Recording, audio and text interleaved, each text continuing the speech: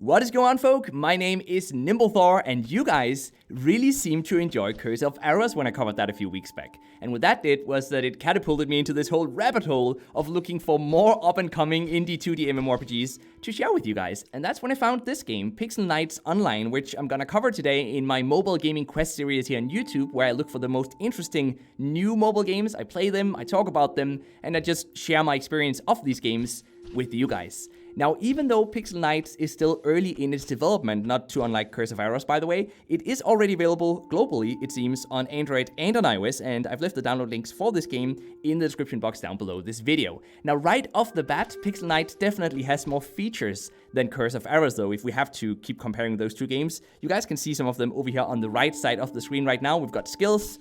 We've got two skills unlocked right now, one being a teleportation and the other being a lightning bolt, but there's just a bunch more of these features. Like we've got daily login rewards, we've got guilds, castle sieges, events, arenas, what have you. You guys can see all of them on the right side of the screen right now, and all of those do come at the expense, sadly, of a truly no pay to win and completely fair gameplay experience, unlike Curse of Arrows, because we definitely have things in the cash shop in this game that will give paying players an advantage over free users. But I'll get back to that later in this video, because when you first start out, you gotta pick between either playing as a knight, a bowmaster, a wizard, or an assassin. And I, of course, picked the bowmaster because, well, I just love archers and I usually play them whenever I can in an MMORPG. There's just something about the bow and the arrow that really entices me, and in Pixel Knights Online, there's one other good reason to pick the archer, which is that the walk speed in this game is dreadfully slow. Look at this. You guys have probably already noticed it. It was the first thing I noticed when I started playing the game. Look at how slow we're walking here. I really don't know why the developers chose to make movement speed so slow in this game. It nearly feels like we're walking in slow motion, but that is a good reason to go with the archer though, because then you don't have to walk all the way up to the enemy before you can start attacking it. And it doesn't really help that the controllers aren't great either. We've got either tap to move, or we can use the not too responsive joystick on the left side of the screen, and we can enable or disable that joystick in the settings, but it just doesn't really help give a good first impression of this game, as it's just pretty bad. Now, those were my two good reasons to either go with a wizard or an archer. Look at this. It looks like we actually found another warrior, though. We can invite him to a party, maybe? Player is too far away. Okay. And now look at this.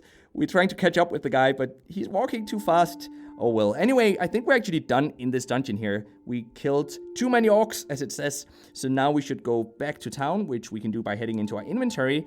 And we can look for a teleportation scroll. I do believe we should have quite a few of them. Yes, there we go. Teleport home. So we're going to do that now, and we're going to see if we can find the NPC that gave us this quest. Maybe it is Naomi. Oh, that seems to be it. Awesome. And we got quite a bit of gold there. 15,000 gold. That's amazing. Now we can use this to go buy some more arrows if we're about to run out of arrows. I'm not sure we are. No, we still have 3,000 left actually, but we don't have that many HP potions left though, so we could choose to go look for that, or we could choose to buy some new armor pieces. I want to go for new armor, so let's find our way over to the armory shop over here with Caddy, and let's talk with her to see what we can buy.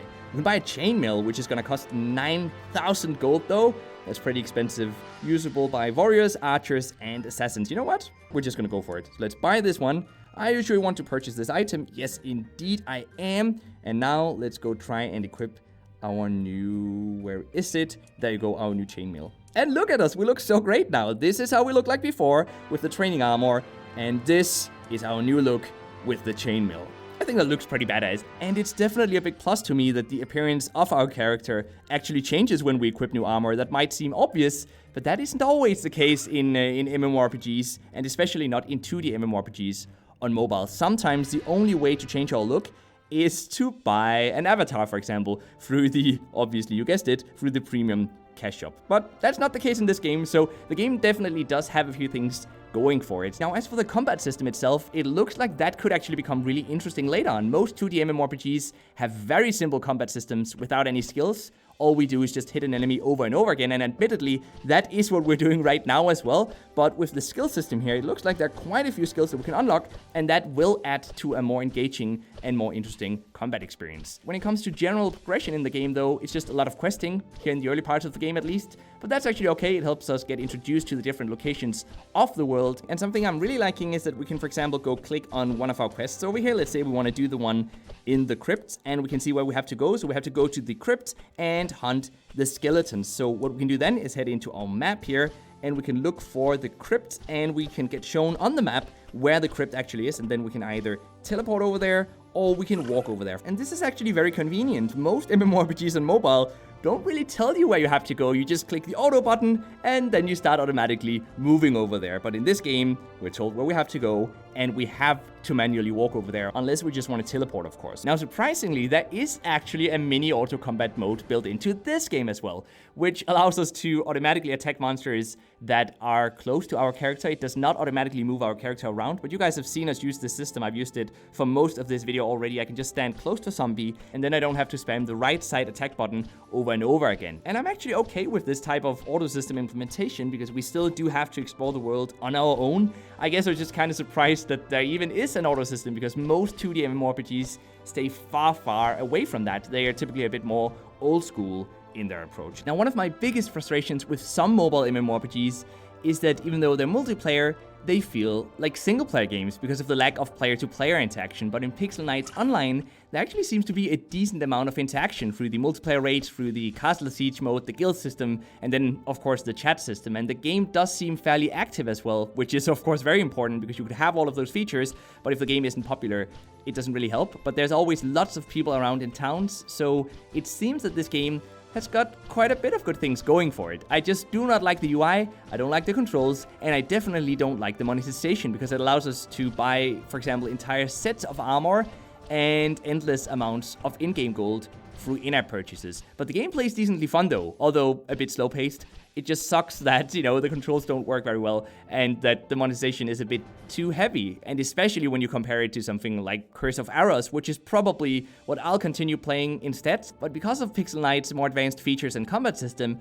I do think some of you might prefer Pixel Knights Online, and especially if they, tweak and figure out how to do proper control systems in the future. In any case, do let me know what you think about this game in the comment section down below this video. And now, let's continue with the mobile gaming news of the day, which is that Mario Kart Tour has reportedly reached 90 million downloads within its first week of release, with 20 million of those downloads being made on day one of its release, which is really just remarkable. I mean, that's such a huge number. Now, when it comes to revenue, though, it seems that the game has only made $13 million in its first week, which really isn't a lot considering that 90 million downloads number that I mentioned before. For comparison, for example, Fire Emblem Heroes, which is also made by Nintendo, did $28 million from just 8 million downloads in its first week. So this is only half of what Fire Emblem Heroes earned. But I'm actually not too surprised about this, because you could argue that there's a lot less reason to spend money in Mario Kart Tour, and that probably explains the lower revenue numbers. You can easily play the game just fine without spending a single dime on it. Great for us players,